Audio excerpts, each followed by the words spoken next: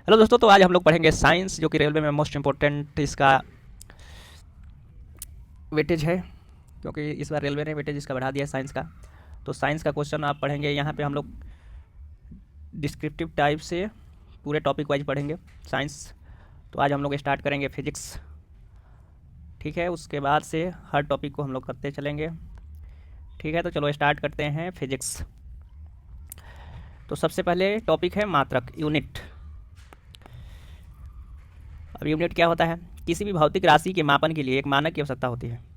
इसी मानक को उस भौतिक राशि का मात्रक कहते हैं। मात्रकों के दो वर्गों में विभाजित किया गया है: मूल मात्रक, फंडामेंटल, और बेस यूनिट, व्युत्पन्न मात्रक। इसको डिराइव्ड यूनिट्स, यानी दो भागों में बांटा गया है। पहला है मूल मात्रक। मात्रकों की अंतर्राष्ट्रीय प्रणाली एसआई पद्धति में मूल मात्रकों की संख्या 7 है। ये क्वेश्चन पूछा हुआ है ऑब्जेक्टिव में कि मूल मात्रकों की संख्या कितनी है, तो 7 है, ठीक है। अब 7 में ये देखो सातों हैं। पहला है लंबाई, इसको हम लोग, इसका एसआई मात्रक क्या होता है? मीटर, और इसका सिंबल होगा एम, ठीक है। नेक्स्ट है द्रव्यमान यानी मास। मास का यूनिट होता है किलोग्राम, और इसे सिंबल होगा केजी। उसके बाद है समय यानी टाइम, और इसका यूनिट होता है सेकेंड, और इसका सिंबल होता है एस, स्मॉल एस। उसके बाद है विद्युत धारा। विद्युत धारा का यूनिट होता है एम्पियर, और इसका यूनिट होता है, सिंबल होता है ए, कैपिटल ए। उसके बाद ताप यानी ऊष्मागतिकी, इसका यूनिट होता है केल्विन, और इसे का सिंबल होगा के। पदार्थ का परिणाम, इसका यूनिट होगा मोल, और इसका सिंबल होगा मोल, MOLE, MOL। ज्योति तीव्रता, इसका यूनिट होता है कैंडेला, और इसका सिंबल होता है CD। तो ये मेरा एसआई का मूल राशियाँ उनकी, जिसमें 7 आती हैं। मूल मात्रक मात्रकों की अंतर्राष्ट्रीय प्रणाली एसआई मात्रक है, ठीक है। तो ये सातों जो होती हैं ये मूल मात्रक है, जो कि एसआई मात्रक पद्धति में आते हैं, ठीक है। अब इसमें क्या होता है कि रेलवे द्वारा क्वेश्चन पूछ लिया जाता है, इसमें किसी का यूनिट पूछ लिया जाता है, जैसे ज्योति तीव्रता हो गया, कैंडेला, पदार्थ का परिणाम मोल, ये पूछ सकता है। नेक्स्ट है व्युत्पन्न मात्रक यानी डिराइव्ड यूनिट्स। अब डिराइव्ड यूनिट्स वैसे सभी भौतिक राशियों का मात्रक जिन्हें मूल मात्रकों के संयोजन से व्यक्त किया जाता है, उसे व्युत्पन्न मात्रक कहते हैं। विशिष्ट नामों एवं प्रतीकों को वाले 22 एसआई व्युत्पन्न मात्रक हैं। अब इसमें व्युत्पन्न मात्रक कितने हैं? 22। यहाँ पे है पहले समतल कोण यानी प्लेन एंगल, इसका क्या होता है यूनिट? रेडियन, और इसका सिंबल होता है रेडियन, मीटर बाई मीटर। उसके बाद घन कोण स्ट्रेडियन, और इसका यूनिट होता है SR, meter square by meter square. उसके बाद आवृत्ति फ्रीक्वेंसी, इसका यूनिट होता है हर्ट्ज, और इसका सिंबल होता है HZ, और इसका प्रति सेकंड होता है। बल, बल का होता है मात्रक न्यूटन, और इसका सिंबल होता है N, केजी मीटर प्रति सेकंड स्क्वायर। दाब और प्रतिबल, इसका यूनिट होता है पास्कल, और इसका सिंबल होता है PA, केजी प्रति मीटर प्रति स्क्वायर, केजी प्रति मीटर और स्क्वायर, ये होता है प्रतिदाब और प्रतिदाब का पास्कल। ऊर्जा, कार्य, ऊष्मा की मात्रा जूल होती है। ये तीनों का मात्रा क्या होती है? जूल होती है। ऊर्जा, कार्य, ऊष्मा का मात्रा क्या होती है? जूल होती है, ठीक है। और इसका J से डिनोट करते हैं सिंबल, केजी मीटर स्क्वायर प्रति सेकंड स्क्वायर, यानी केजी मीटर स्क्वायर प्रति सेकंड स्क्वायर से इसे हम लोग इसका यूनिट मान है, ठीक है। नेक्स्ट, शक्ति रेडियंट फ्लक्स, इसका यूनिट होगा वाट, और इसका सिंबल होगा W, केजी मीटर स्क्वायर प्रति Q। विद्युत आवेश, विद्युत आवेश का क्या होगा यूनिट? कूलाम, इसका यूनिट होता है C, सिंबल। वोल्टता और विद्युत विभवांतर, इसका यूनिट होता है वोल्ट, V से डिनोट करते हैं, केजी मीटर स्क्वायर प्रति सेकंड Q। विद्युत धारिता और फ्राडे, विद्युत धारिता क्या होता है? फ्राडे, विभवांतर का वोल्ट, प्रतिरोध का ओम, जिसे इसे डिनोट करते हैं, इसका सिंबल ओम का ये है, ठीक है। ओम का ये डिनोट है, ठीक है।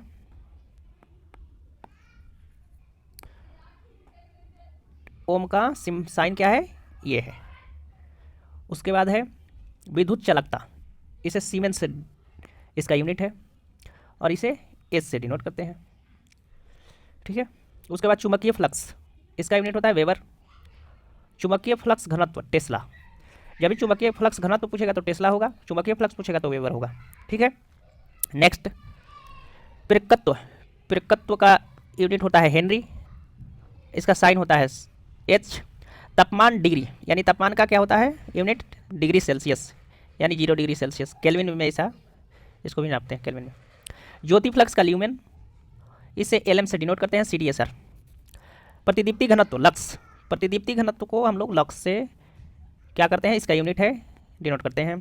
प्रतिदीप्ति घनत्व का यूनिट क्या होता है, लक्स। ज्योति फ्लक्स का ल्यूमेन, तापमान का Celsius, degree Celsius. Radio nuclide की सक्रियता की, इसका बेकुरेल, बेकुरेल होता है, ठीक है। उसके बाद है अवशोषित विकिरण, विकिरण का ग्रे। विकिरण की मात्रा सिवाल्ट, इसका यूनिट। उत्प्रेरण सक्रियता का कैटल। अब नेक्स्ट टॉपिक है मात्रकों की अंतर्राष्ट्रीय प्रणाली। वर्तमान में अंतर्राष्ट्रीय स्तर पर मान्य प्रणाली सिस्टम इंटरनेशनल डी यूनिट्स है। प्रकाश वर्ष, प्रकाश वर्ष का प्रयोग अधिक लंबी दूरी को मापने के लिए किया जाता है। प्रकाश वर्ष अधिक लंबी दूरी को मापने के लिए 1 प्रकाश वर्ष इक्वल टू 9.46 इंटू 10⁻15 मीटर। ये क्वेश्चन डायरेक्ट पूछता है कि 1 प्रकाश वर्ष इक्वल टू व्हाट, तो इसका वैल्यू होगा 9.46 इंटू 10⁻15 मीटर। उसके बाद नेक्स्ट क्वेश्चन पूछता है 1 नॉटिकल मील इक्वल टू कितने के बराबर होता है, तो 1 nautical mile equal to 1852 meter के बराबर होता है 1 नॉटिकल मील। ये जो समुद्र में जो जहाजें चलती है वो नॉटिकल मील में उसको डिस्टेंस में उसका मेजर किया जाता है, डिस्टेंस जो भी नॉटिकल मील में मेजर किया जाता है। जो भी समुद्र में ये नावें चलती हैं वो नॉटिकल मील में उन लोगों को मेजर किया जाता है, ठीक है, नॉटिकल मील्स। उसके बाद है मेगावाट, जो भी हम लोग का यूनिट, बिजली यूनिट यूज करते हैं वो मेगावाट में बिजली के मापन की इकाई है, जो विद्युत उत्पादन केंद्र में उत्पन्न की जाती है। 1 मेगावाट बराबर 10⁶ मिलियन वाट। ये भी मोस्ट इंपॉर्टेंट क्वेश्चन है। 1 मेगावाट इक्वल टू 10⁶ मिलियन वाट। अब क्यूसेक, क्यूसेक जल प्रवाह की दर की मापने की इकाई है। जैसे कोई पाइप से जल निकल रहा है, यहाँ से बह रहा है, अब कितने स्पीड से बह रहा है इसका ये यूनिट है क्यूसेक, क्यूबिक फीट पर सेकेंड, ठीक है। नेक्स्ट है 1 क्यूसेक इक्वल टू 28.317 लीटर प्रति सेकेंड, यानी 1 क्यूसेक इक्वल टू 28.317 लीटर प्रति सेकेंड के होता है। वायुमंडल में ओजोन परत की मोटाई डॉप्सन में नापा जाता है। ओजोन मंडल का मोटाई जो भी जब भी नापते हैं तो डॉप्सन में इसका यूनिट होता है। ये क्वेश्चन डायरेक्ट पूछा हुआ है कि 1 Dobson equal to DU equal to 2.69 into 10⁻20 ozone अणु प्रति वर्ग मीटर। ये डायरेक्ट क्वेश्चन पूछा हुआ है कि 1 Dobson equal to 2.69 into 10⁻20 ozone अणु प्रति मीटर। उसके बाद है बल यानी फोर्स। फोर्स का सीजीएस पद्धति में मात्रक डाइन होता है। सीजीएस पद्धति में मात्रक क्या होता है, डाइन होता है। बल का एसआई मात्रक न्यूटन होता है और 1 न्यूटन इक्वल टू 10⁵ डाइन, ठीक है। सीजीएस पद्धति में जब भी पूछेगा कि बल का, फोर्स का यूनिट सीजीएस पद्धति में क्या होगा तो डाइन बताएंगे। बल का एसआई मात्रक न्यूटन होता है, यानी 1 newton equal to 10⁵ dyne. Next topic है गति बल, गति एवं बल यानी मोशन एंड फोर्स। अदिश राशि स्केलर क्वांटिटी। अदिश राशियाँ वे भौतिक राशियाँ हैं जिनमें केवल परिणाम मैग्नीट्यूड होता है, दिशा डायरेक्शन नहीं होती है। जैसे कि दूरी, आयतन, द्रव्यमान, घनत्व, कार्य, ऊर्जा, समय, ताप, शक्ति, आवेश, आवृत्ति, विभव और चाल आदि, ये सभी राशियाँ क्या हैं, स्केलर क्वांटिटी। इसे अदिश राशि बोलते हैं। अदिश राशि वो राशियाँ हैं जिनमें केवल परिणाम यानी मैग्नीट्यूड होता है, दिशा डायरेक्शन नहीं होता है। जैसे कि दूरी, आयतन, द्रव्यमान, घनत्व, कार्य, ऊर्जा, समय, ताप, शक्ति, आवेश, आवृत्ति, विभव, चाल आदि। उसके बाद वेक्टर क्वांटिटी, सदिश राशि। सदिश राशियों वे भौतिक राशियाँ हैं जिनमें परिणाम मैग्नीट्यूड तथा दिशा दोनों होते हैं। जैसे आवेग, विस्थापन, त्वरण, वेग, बल, संवेग, विद्युत क्षेत्र, चुंबकीय बल और इत्यादि। तो ये क्या है, वेक्टर क्वांटिटीज हैं। सदिश राशि अवयव भौतिक राशियां हैं जिनमें परिणाम मैग्नीट्यूड तथा दिशा दोनों होते हैं। वो क्या होती हैं? Vector quantities. अब नेक्स्ट टॉपिक है कि न्यूटन के गति के विषयक नियम, Newton's law of motions. Sir जाइक न्यूटन ने गैलीलियो की धारणाओं के आधार पर गति विषयक नियम 3 आधारभूत नियमों का प्रतिपादन किया। फर्स्ट, न्यूटन के गति विषयक प्रथम नियम, Newton's first law of motions. इसी नियम के अनुसार प्रत्येक वस्तु तब तक अपनी विरामावस्था अथवा सरल रेखा में एक समान वेग से गत्यावस्था में रहती है जब तक कोई बाह्य बल उसे अन्यथा व्यवहार करने के लिए विवश नहीं करता। गति की इस प्रथम नियम को जड़त्व का भी नियम कहा जाता है या गैलीलियो का भी नियम कहा जाता है। न्यूटन का गति विषयक द्वितीय नियम, Newton second law of motion, किसी वस्तु के संवेग में परिवर्तन की दर उस वस्तु पर आरोपित बल के समानुपाती होती है तथा संवेग और परिवर्तन बल की दिशा में होती है। गति के तीसरा नियम, Newton's third law of motions. इसी नियम के अनुसार प्रत्येक क्रिया की समान तथा विपरीत प्रतिक्रिया होती है।